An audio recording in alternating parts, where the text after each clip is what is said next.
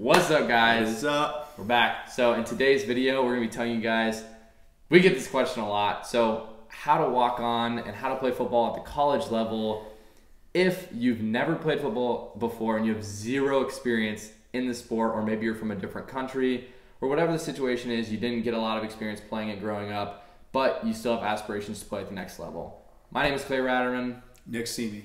We both played football at Ohio State, big Division I school, so we're going to give you guys our tips.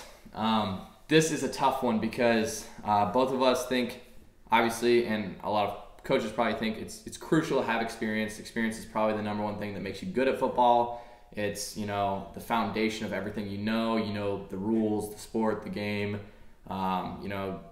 really just it's how you develop a passion for the sport is by playing it.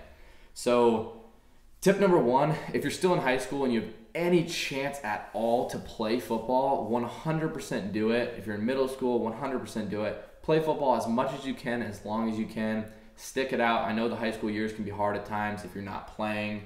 What would you have to say on that in playing in high school? I'm 100% for it. I think it teaches you a lot of other things, other than just playing time. So yeah, I think it just gives you the general interest is this something that I want to do, or do I want to continue it at the next level? Because if you aren't really a fan of it in high school. Yeah. If you don't like it in high school, guys, college is going to be way harder. That really leads us into the next point that we were going to talk about today, which is if you've never played it before, you have no experience, and you really want to play at the next level in college, I would take a step back and think, what are your reasons why you really want to play? Do you have a strong why of why you would want to play football? And, is it worth it? Is it really what you want, or is it just the glamour of, all these people get all the clout at my college? Like, I want to be like them.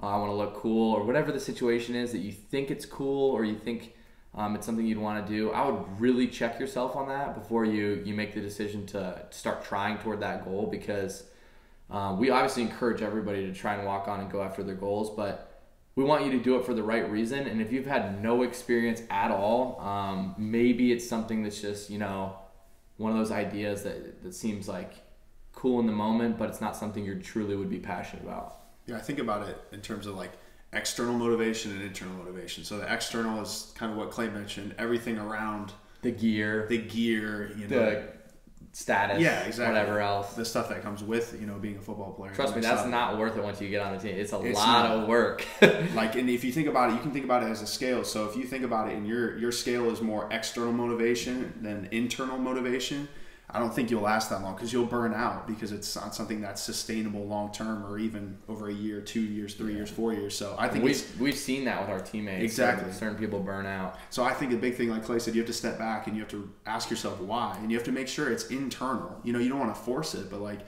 is it something that you're really carrying out a passion, carrying out a dream?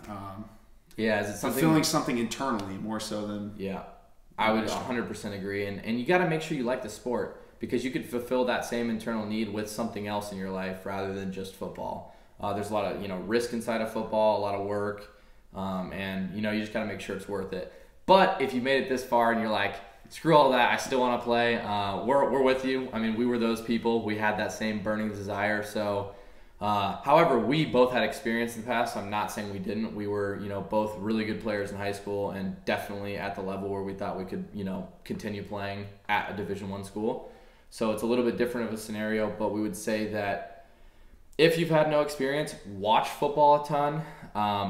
Learn as much as you can about the game. Play with your friends. Play flag football. Play whatever you can to get your a taste of the sport and see if you like it. And then ultimately, it comes down to just: are you enrolled in college? Are you at the right school that you want to be at? Do you have above a 3.0 GPA? And do you know when the tryout date is? And can you go there and perform at those drills that we always talk about during that day? So if that's the case, don't worry too much about the experience. Have fun with it. Go to the tryout, see what happens. If you're a crazy athlete, they might take you anyway, and then worst case, you learn football when you're playing at that level. They mold you. That's really, you just want to be able to get an opportunity. So yeah, some people play rugby and then transfer over to football, and then some people play rugby and then transfer to the NFL. So it's definitely possible. Don't get discouraged. Try your best, and then just check your motivations to see if it's what you really want. Did you got anything else? No, that's it. All right, guys. Hopefully that helped. Smash the subscribe button. Drop a like and a comment. Let us know what you guys want to see in the next video. We're happy to help you guys any way we can. And we'll see you next time. Peace. Subscribe.